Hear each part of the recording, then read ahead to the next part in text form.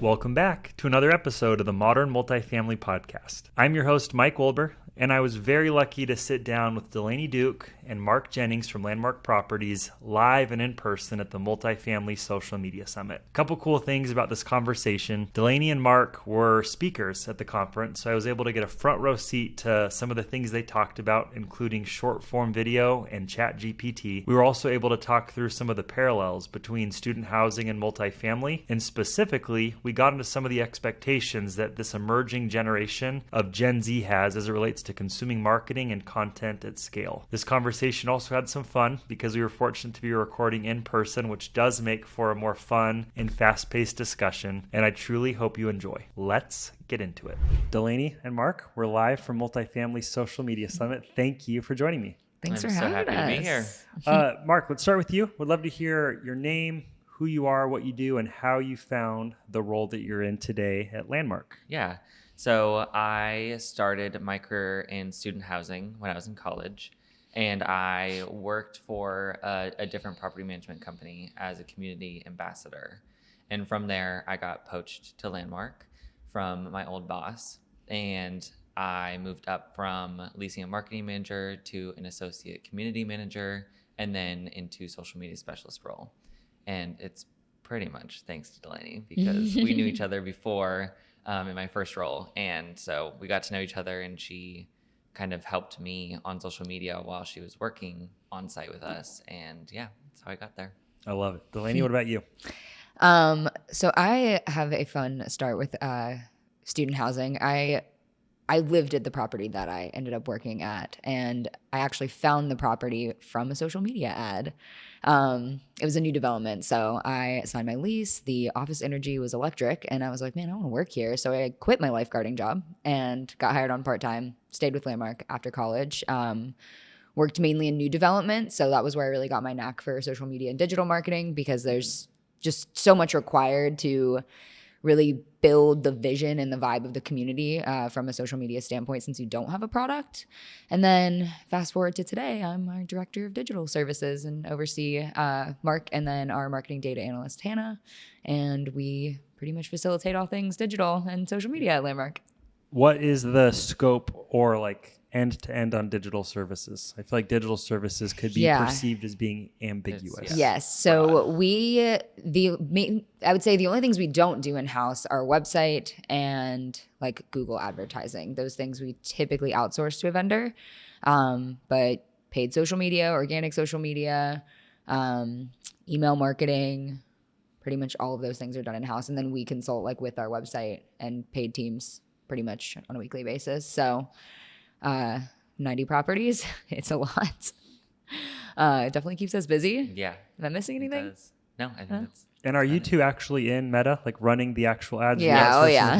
You yes. are. Yeah. That's cool. Yeah. Me and Meta are besties. Yeah. A lot of people still, outsource it through a partner of some sort. Yeah. So I feel like you're probably in the unicorn category to be actually doing it on your own. Yeah. I think the main thing is we found, and there are great partners out there, don't get me wrong, but you're already so limited with what you can do as housing on Facebook advertising. It's not super difficult to do it yourself and save yourself the money from, outsourcing the work. But it is definitely a challenge just with having so many sites to manage. Yeah. So. And I feel like when we pulled it in-house, we got a little bit more control over how we run ads and actually seeing the return on them. Mm-hmm. And it kind of changed for us to see more of the back end, whereas before it wasn't run necessarily how we would run it. So pulling it in-house definitely benefited us. Just gave us more control. I mean, I'm obviously on like the other side of the industry on the tech side, but I mean, I can't imagine outsourcing things like social and ads. When I think about the flywheel our marketing team can double down on, they know our customer better than an agency would.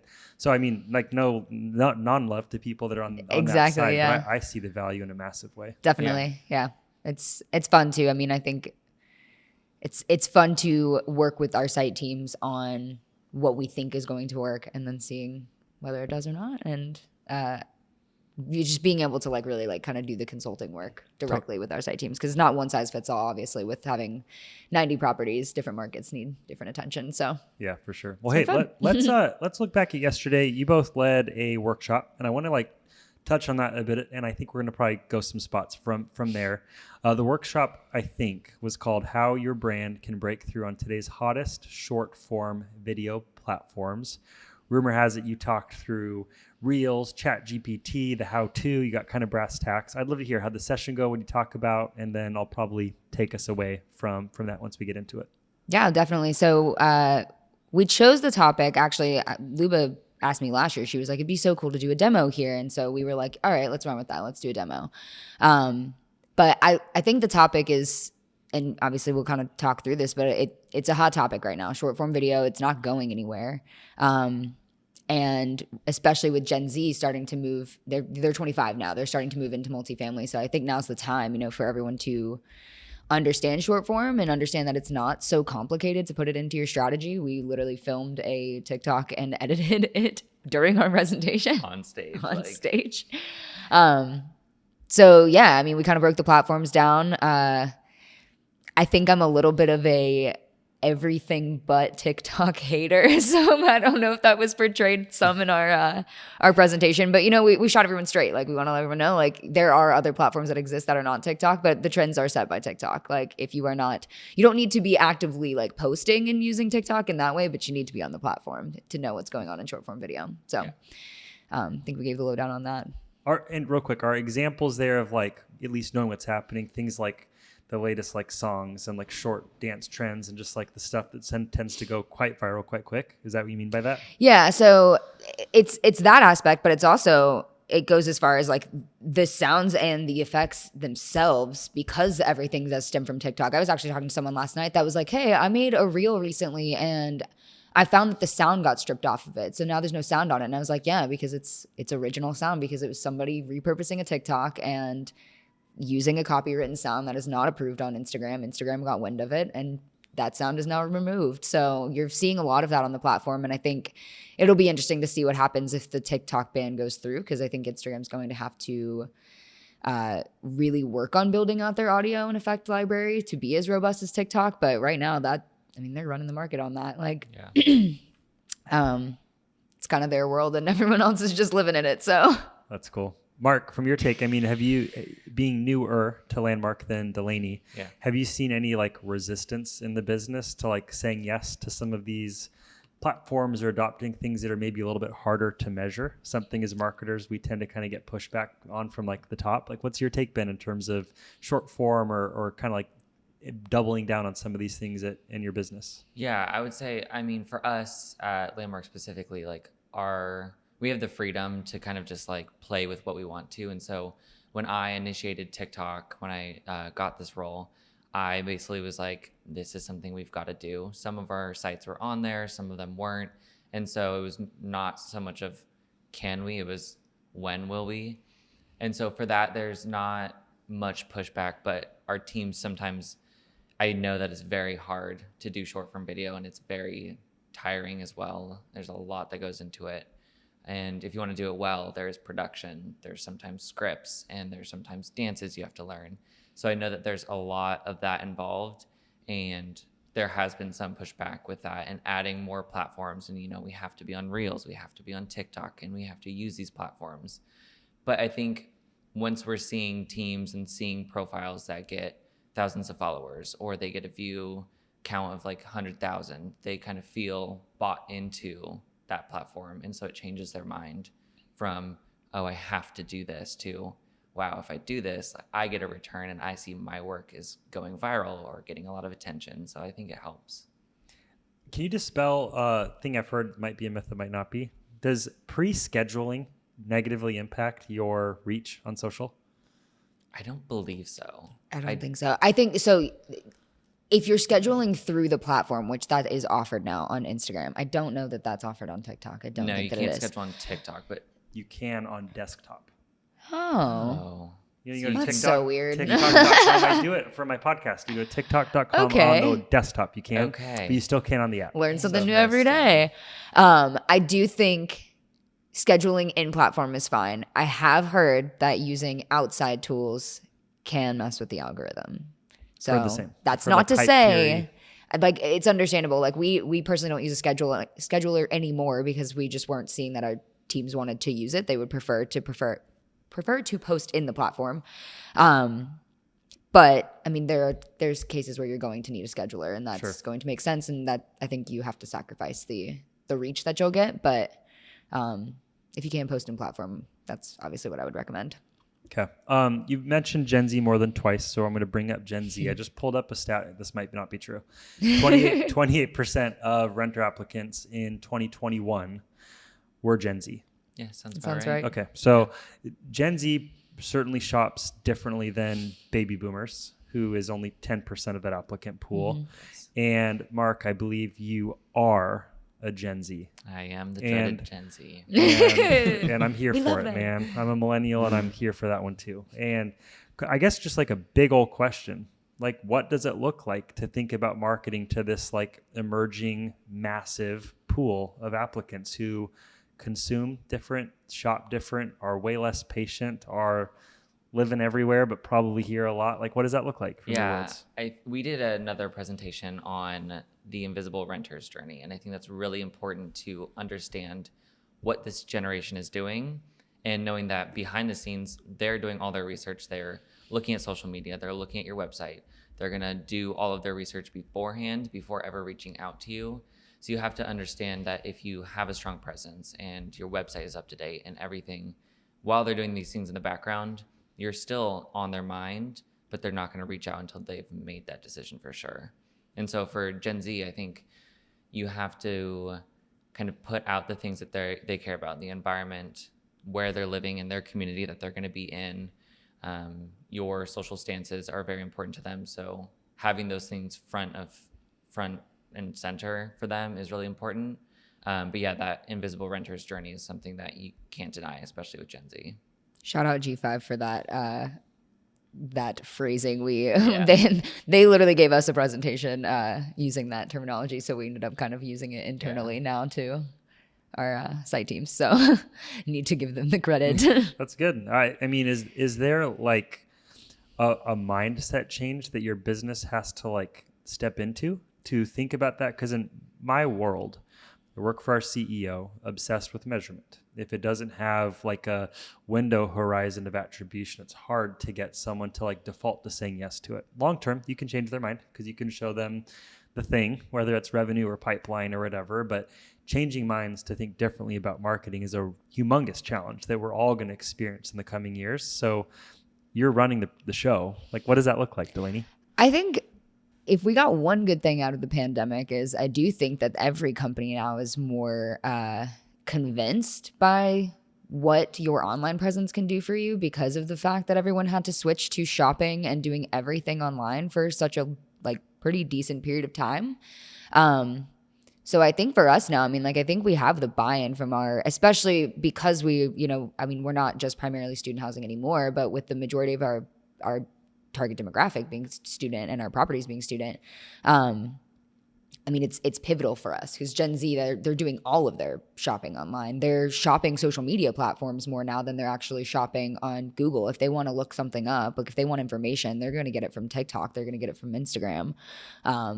They're not using search engines. They're using social media as a search engine. And I think that's, we're just seeing more of that across the board. And I think when you think about your own experience, like when I'm going to go buy something, like I'm likely I'm going to look it up on TikTok and see what other people are talking about. Like, okay, what kind of shampoo do I want? I need to keep the blonde. So looking that information up from an organic standpoint, seeing what other people are having to say, like none of that's actually coming from the brands themselves. And me doing my own research, like looking on Amazon, reading reviews, reading what they have to say about themselves. All of that is happening without me taking an actual action with the brand yet. And everyone's doing that. So I think that it's really not a question of like if social media is worth it. It is. You have no choice. Like I think every brand has to have some sort of platform to really paint the picture of, what is it that your brand does. And the websites are good for that, but they're not everything for that, especially now with the majority of website is all SEO. Like totally. Everything that we're doing is SEO. So you can't really bring that organic human touch into web as much as you can into social. So I think the buy-in is there, which is good. I loved the G5 shout out. I spent 6 years at G5 before moving to Rent Dynamics. We love them. And I told a lot of stories there as we built the brand about blind spots and just the things you can't see but are important in marketing. Believe deeply in that whole thesis. Yep. And I also believe that we're like firmly in the prove it era of marketing. Yes. Like you have to be able to prove that it's working or else it gets pulled. And as it relates to like social, short form, Gen Z, I work for a business that provides many services to the industry, but one is a CRM. And you still see a high percent of attribution go to the property website in the CRM. But there are other ways to measure in GA4 and whatever it might be. How do you think about proving it as it relates to social media, the impact? Is there a belief factor? What does that look like? I think there is a little bit of a belief factor. And I almost want, this is going to be kind of like off topic, but on topic. You kind of can see this from like a negative standpoint too. So like we've had stuff happen like where, I mean, and this happens with every brand where like people go off on social media. And so you can really see it on that side of it too, like where the entire image of your brand can change almost overnight on social. So if that doesn't give you enough of a clue of the impact of social media, then I mean, I think that right there is enough to say that like there is a community there. There are people there that are watching and they're tuned in. Whether you're seeing the engagement necessarily or not, that's, I think the numbers are numbers, like when we're looking at social, like we can have great weeks where we've got like 17% engagement on a profile. And then you have weeks where, it's like spring break and maybe we're at like 3. Yeah. So it is hard to, I guess, like show the numbers and show them consistently because it is going to vary so much. And that's, that's what's fun about a content strategy is seeing what works and seeing what doesn't. But, I just lost my train of thought. We'll find it. So I'll ask you another question and you can come back to it, Delany, and either of you can grab this. I'm obsessed with this concept right now that I don't know if is real or not. It might be a Mikeism. I might have made it up, but I just call it following the signals. And I'm like really big on just like what I perceive as like working and doubling down on it, whether it's events or experiences or our team being active on LinkedIn or things like a podcast. Hard to measure, but it hugely helps Rent Dynamics. And in your world, I feel like you have so many signals because you have so much data that you can see in social. So like, how do you guys think about like a given week? Like you're thinking about the week ahead and then this new song pops and it's like the viral thing. Like that's surely a signal where you've got to like pivot. What does that look like in your world? Because you probably spend a lot of time on your toes in social media and short form. I would say we have to just make sure that everyone is able to adapt very quickly because social media changes in an instant. There are brand new things coming every single day, every single week.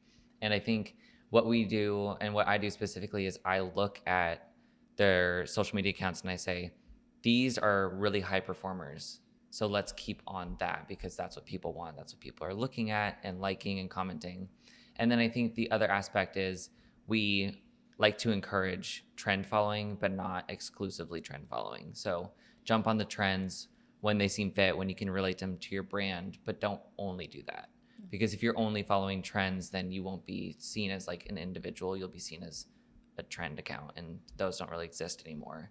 So it's mainly just being on your feet. And it's kind of an eat or be eaten on social media. If you can't like pivot and you're stuck in the ways of doing things the same every single week, you will see a loss in engagement and followers for sure. I think that housing has a incredibly unique edge on digital marketing as well because like, okay, I don't know why I talk about shampoo like all the time. That's like always my go-to comparison. You have a lot of hair. I do. Like, man, it's a process. Hair wash day is terrible. See that? But so a shampoo brand, like your content is based around literally hair all day long. But in housing, like we're a living experience. Like we can do cooking because we have kitchens. Like you can do plants because people decorate with plants. Like there's so many different pieces of content and things that you can pull into your strategy because you are literally like, you are a huge part of someone's life. And there's so many things that you can like do at our products and at our properties. You're part of the community, so you can highlight those local things, whereas like I don't know, like you're probably not going to highlight like the restaurant down the street from the shampoo factory. Like that's not what somebody who's looking to purchase your product is going to care about, whereas that's something that's going to be super important. Like we're close to the stadium, or if it's a multifamily development, we're close to like walking distance to the breweries and different things that I elevate your property that are not actually even related to you. So I think when we have people that are like, oh, it's so hard to get content, I'm like, oh my gosh, like you have thousands of things that you can be doing, like your gym, like you have someone that works out in the office, great, tell them to go make a video of like how to get a good workout in this gym, because not every apartment gym is going to be equipped with all the latest and greatest, but you can still get a good workout there, and that's content. Yeah, and I think that's what I've been trying to do so frequently, is telling everyone, like, you have this amazing product, you have a beautiful apartment complex, and each room is going to be different, everyone decorates differently. Find those people, see how they decorate, ask them questions, interview people. Like, you can just do whatever you want, and there's so much content there to be had. And I feel like it's easy to get stuck in this, like, we're going to dance, we're going to do skits, and we're going to follow trends. And that's great. But what Gen Z cares about a lot lately is the characters and the people who provide them information. And so I preach a lot. If you can give them information they didn't have before, they don't know about leasing because it's their first apartment, tell them how leasing works. Tell them how to live with roommates. Tell them how to cook, because this is their first time doing this. And if you provide that information, they'll come back because they need you. And so providing that content is really important. It's so cool hearing you both say that, because I think about this a lot, and I'm not in your role. I'm not an expert in multifamily operations, so check my ego here if I sound like I'm trying to. But like here we are providing housing to people in the United States of America, and we spend so much time at home. It's ludicrous when you think about it. Yet so much property marketing is about like the amenities. And it's like, but here you are living by the coolest brewery, having a work from home culture that's now here to stay, with this beautiful gym, this super crazy walkability, this incredible running path, whatever it might be. And like, we spend very little time like highlighting that. And that is stuff that we all relate to when we're trying to get fit in January, and like it's popping when it comes to like trends and goals. And like, no one's talking about how you can embark on your fitness goals here at our home gym, and here's our 10-day plan to get fit. Like, I'd consume that. I freaking love trying to get fit. Yeah, like, it's way less about selling apartments and more about selling a lifestyle. Yeah. That's the key.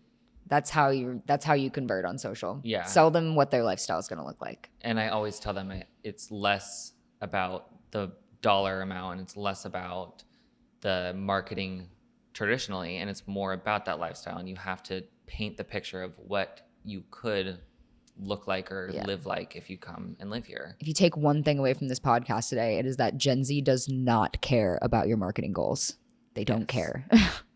They want to know what you can do for them. And I do think we still see a lot of that. I think it's especially when you do have obviously like leadership teams involved and this isn't necessarily for us, but for others, it's like, okay, well, why are we posting like a cooking video? Like, we need to tell people like how much the apartments are. And it's like, okay, yes, the website does that though. So like over here, like we want to paint a picture. We want to like personify the property. We want to bring it to life, not just reiterate what's constantly on the website and what's in the Google ads. So I think it's going to be interesting to see that strategy kind of shift into multifamily more so. Less about like posting for holidays and all the different like National Donut Cookie Day. Day, Donut Day. Yeah. Love it. I always talk about Donut Day. It's less about that. It's more about painting the picture, like creating the lifestyle, showing what it's like to live at this property. And like I'm thinking about the apartment complex that I signed a lease at with Greystar a couple years ago. And they were a new development, and that's tough. Like, new development marketing is hard. It's like, what do we have? We have literally nothing to show. Like, here's a construction zone. Like, every question is like, is that building going to be ready on time? But they did a great job of just like showcasing the community. Like, we're walking distance to these 3 breweries. We've got this restaurant. Like, the lake is across the street. You can paddleboard here. Like, we're out at this restaurant today doing an event, handing out T-shirts. Like, come check out. I'm just going to name drop the Yard. Yeah. And it literally, like, when we ended up moving there, like me and my roommate, it was like the lifestyle, the picture was painted. Like, it existed. And when we moved in, it was like everything that we had expected, because they did such a good job of like literally painting what it's like to be a Yard resident. And I mean, that's what you should be doing with social. It's less about, constantly talking about, hey, like we're 80% full. Like, no one cares. Nobody cares about your occupancy goals. To be your website. Yeah. People know how to operate Google. If they want to see your numbers in your website, they'll go see it. And so your social media shouldn't be supplement to your website. It should be its own personality. And that's the big thing we push is your social medias are a personality. They're not necessarily like high level branding. And so we want to make sure that you have that like personable experience on social media and that you're portraying your content as if it's someone in their community, their friend posting as well. Yeah. Those are really good takeaways. Yeah. People mostly sign leases too, like with their experience, like with who they dealt with in the office. Like half of what ends up being the reason they convert is their experience with the leasing team. And if you can master that from a social media standpoint, like people want to connect with humans, not with brands. So be a human, like make your brand a human and use user generated content, like rely on your residents and your team for employee generated content as well. I think that's like, I will brag about our teams all day long on the employee generated content side because they are some funny human beings, and we get like the maintenance teams get involved. Like we had a team that came into the office one day dressed as their maintenance manager and like followed him around all day, like literally dressed as a maintenance guy, like, and just put that on video. And it's like, this is the stuff people want to see. This is what they connect with. Like we're all a bunch of quirky weirdos, and people want to feel that. They want to experience that. They don't care about your marketing goals. Totally. Those are really good takeaways. I've got one more question before we kind of wind down. Have either of you heard of someone named Chris Walker? I don't think so. Big in the marketing world on B2B. He runs a company called Refine Labs. I don't think so. Okay, I'm going to give you a write down moment. So you don't just listen to the podcast. You can write it down later. He runs a business called Refine Labs. Really has transformed how B2B companies have thought about marketing. And he talks a ton about something that he calls capturing versus creating demand. And it's basically how like most marketing teams are trying to do like direct response advertising, PPC ads to convert, like very transactional, versus taking the time to truly like build demand about your business, your category. And I'm just like really thinking through like you're doing that with social and short form. And that like is the story that I'm like walking away from as you tell this. Be intentional about it not being your website. It really feels like you're creating demand with social media. I think that's one of the things that with our new development teams that I think they do so well is that like, again, just off of a leasing office, we've created the vibe, like what the energy is going to be like here off of what we post on social media. We rely on some content that we use from our other sites, but like I worked on a new development in Orlando, and me and our team basically just, we created it's called Station. So we were like Station Nation, like Station Vibe, Station Fam, and UCF kids are like really easy to market to. Like they love themselves. So we played off that. And I mean, like on move-in day, it was just like the most magical experience because like that energy that we created, we were able to bring to life, like just from our human interactions plus our social media. I mean, it's exactly how it played out on move-in day. Like the same energy carried over, and I think it really stuck with that property, it's really cool. Like your marketing from a social media standpoint really can like set the tone of what it is going to be like to live at your property, and that's up to you to be the one to do that. So I like that. That's cool. Yeah. Do you guys have any questions for me? Gentle curveball. You don't have to take it if you don't want to. Yeah. What's like a marketing thing that keeps you up at night? I think just like always thinking bigger, like always thinking more creative. Like I think it's really easy. Like I'm an operator for a technology business that's charging, and it's really easy to get obsessed with what your competitors are doing. Yeah. Oh yeah. And that is like an annoying signal. Yeah. It's 100%. And for me, it's like making sure that we challenge ourselves to like listen to our customers, follow signals from other things, even things that we believe are people. Like that is the flywheel I want to, get into. And it's easy to get caught into the trap of doing what you did last year. And I think just like really keeping ourselves on our toes to make sure that we can stand out by doing things that if our customers or our competitors are doing them or not, we're doing them better. We're doing them differently.